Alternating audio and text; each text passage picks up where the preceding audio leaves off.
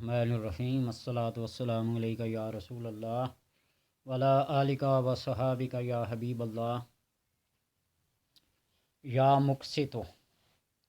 اللہ تبارک و تعالیٰ کے اسماء الحسنی میں سے یہ ایک خاص اسم یا مقسط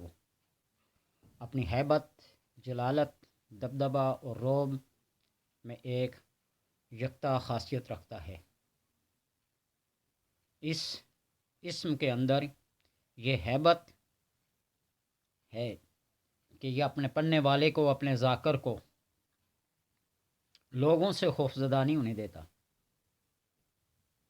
سوائے رب اپنی ذات کے کسی اور سے خوفزدہ نہیں ہونے دیتا۔ بڑے سے بڑا جابر اور ظالم مفسد اس کے ساتھ آنکھ ملانے سے بھی گریز کرے گا، اور اس کے ذاکر اور اس کے عمل میں یہ صفت پیدا ہو جاتی ہے اس وقت تک جب تک کہ یہ کسی کے ساتھ نا انصافی، غیر منصفانہ سلوک نہ کرے، اس وقت یہ صفت اس کے اندر رہتی ہے۔ اور کسی کا حق داب رکھا ہے، کسی نے کسی کے اوپر نہ حق قبضہ کر رکھا ہے، شوہر بیوی کے ساتھ، بیوی شوہر کے ساتھ نا انصافی کے ساتھ، غیر منصفانہ ایک دوسرے کے ساتھ سلوک کرتے ہیں، تو اس اسم سے فائدہ اٹھایا جا سکتا ہے، رائے راست پہ آ جاتے ہیں دونوں فریق۔ اور اس کے اندر اگر کوئی اثر بندہ نہ دیکھے کہ میں نے یہ اسم پڑھا ہے، اثر نہیں ہوا ہے، تو بندہ اپنی خامی تصور کرے۔ کم از کم انسان کو کبھی کبھار اپنی خامیوں کی طرف بھی تو غور کرنا چاہیے نا، کہ میرے اندر کون سی خامی ہے جو میری دعا قبول نہیں ہوتی، جو میرا کوئی بات قول فعل اثر نہیں رکھتا، یا آخر اس کا نتیجہ کیا ہے، اس کی وجہ کیا ہے، اس کی ریزن کیا ہے، وہ تلاش کرے، دوسرے کی طرف انگلی نہ اٹھائے۔ اور یہ تو رب کے اسماء ہیں، یہ تو رب کے نام ہیں، وَلِلَّهِ الْأَسْمَاءُ الْحُسْنَىٰ فَادْعُوهُ بِهَا، اللہ کے سارے نام اچھے سے اچھے ہیں، ایک سے بڑھ کر ایک ہے، فَادْعُوهُ بِهَا، تم اسی کے ساتھ دعا کیا کرو، اسی کو پکارا کرو، تو پھر تمہاری پکار کا وہ جواب دیتا ہے۔ جو رب کی صفت ہے، اسی صفاتی نام سے اس کو پکارو تو اسی صفاتی صفت کے ساتھ وہ جواب دے گا۔ رحمان رحمان پکارتے رہو تو رحمان رحمان ہی ہوگا، ستار ستار، وہ ستار ستار اپنی ستاری کی چادر میں چھپا لے گا، غفاری کا اور نہ بچھونا دے دے گا، اور قہار اور جبار کا ہوگے تو وہ ایسا بن کے دکھائے گا پھر۔ ہاں، تو اس لیے بندے کو بعض دفعہ جب اثر سے خالی ہو تو وہ اپنی خامی دیکھے کہ میرے اندر کون سی خامی ہے، اور یہ خیال کرے کہ ہر تکلیف برداشت کرتے ہوئے بھی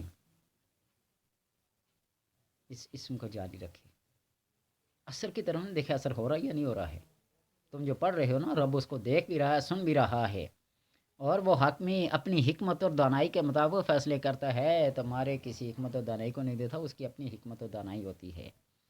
نہ حق کسی کے ساتھ کرو گے نا، تو جس کے ساتھ تم کر رہے ہو اس کا بھی تو رب کوئی ہے نا، اس کا بھی تو آخر کوئی رب ہے نا، وہ بھی تو کوئی مالک خالق رکھتا ہے نا، کہ تمہارے ساتھ اس کا بڑا تعلق ہے، تم اس کے تعلق والے بن کے دکھاؤ نا۔ اور جب اللہ والے بن جاؤ گے تو تم ہر ظلم کو، ہر جبر کو، ہر ظلم کو برداشت کر لو گے، لیکن کسی کے خلاف اپنی زبان کو استعمال نہیں کرے گے، اپنی سوچ کو استعمال نہیں کرو گے، اس لیے کہ رب رب ہے، رحمان رحمان ہے۔ وہ محی الدین ابن عربی کے ساتھ لوگ کتنے مخالف تھے، ان کے پیر و مرشد کو نہیں مانتے تھے، ان کو نہیں مانتے تھے، تو اس دور کے ایک محدث عبد الرحمن کا معاملہ بھی یہ تھا، یہ محی الدین عربی ان سے اسلام دعا قول فعل نہیں کرتے تھے، تو نبی اکرم صلی اللہ علیہ وسلم نے خواب میں آ کر محی الدین سے یہ فرمایا کہ محی الدین کون سا کلمہ پڑھتے ہو؟ محمد رسول اللہ۔ وہ کون سا کلمہ پڑھتا ہے؟ وہ بھی آپ کا کلمہ پڑھتا ہے، وہ بھی آپ کا دین پڑھتا ہے، میں بھی۔ تو پھر ناراضگی کی وجہ کیا ہے؟ پھر کیوں ناراض ہو؟ بس اتنا خواب دیکھنا تھا، بات لمبی ہے، میں اشارہ کر رہا ہوں۔ اٹھے اسی وقت دروازے پہ جا کے دستک دی اور معافی مانگ لی۔ بڑے لوگوں کا ظرف بڑا ہوتا ہے، وہ اپنی طرف نہیں دیتے، وہ اپنے مالک اور خالق اور اپنے محب و محبوب کی طرف دیکھتے ہیں، وہ آخدے نا سڑی زبانی کتیا تینوں نہیں تیرے مالک دا منہ ویکھدا، تو ہم نے بھی کسی کو دیکھنا ہے، اپنے آپ کو نہیں دیکھنا۔ تو اس لیے اگر یہ اسم اثر نہیں کر رہا ہے تو دیکھیں گے اس کا بھی کوئی مالک ہے، اس کا بھی کوئی خالق ہے، اور اپنی خامی تلاش کرو، کیا پتہ تم ناحق اس کے ساتھ کر رہے ہو، ایسی بات نہیں، ایسا نہ کرو، ٹھیک ہے؟ تو اس لیے سوچ سمجھ کے یہ کام کرنا۔ اللہ کی یہ صفت ہے کہ وہ سب کے ساتھ فرماتا ہے نا، انا عند ظن عبدی، میں اپنے بندے کے ظن، گمان اور یقین کے پاس رہتا ہوں، جس طرح وہ مجھے ظن کرتا ہے، گمان کرتا ہے، یقین کرتا ہے، میں اسی طرح کا معاملہ اس کے ساتھ کرتا ہوں۔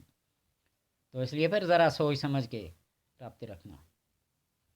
اور اپنے وضو کامل کو دیکھا کریں، اپنی پاکیزگی، صفائی، طہارت، خلبت، جلبت، حواس خمسہ کے اوپر غور و فکر کر کے میں نے کس کے ساتھ بھلائی کی ہے، کس کے ساتھ برائی کی ہے، ہر معاملات حقوق العباد سے جو تعلق رکھتے ہیں اس کو دیکھ کر کچھ کیا کریں، ورنہ اگر حقوق العباد سے عاری اور خالی ہیں تو کچھ نہیں ہاتھ آنے والا جی۔ تو اس لیے پہلے حقوق العباد کا خیال رکھ کر پھر کسی معاملے کو پڑوسی جس کے صحابہ کو شک ہونے لگا تھا کہ یہ وراثت میں بھی صدار بن جائے، اس کے ساتھ برا سلوک کرے، اپنے دروازے کا سارا گند اس کے آگے پھینک دو، اور پھر اس کے ساتھ ہے کیا برائی کا تصور کرو، تو پھر کیا سمجھو گے کہ میں اچھا کام کر رہا ہوں؟ پہلے حقوق العباد کو پورا کرو تو باقی کام بات کے ہیں۔ اللہ سے دعا ہے کہ وہ ہم سب کو سمجھنے اور پڑھنے کی توفیق عطا فرمائے۔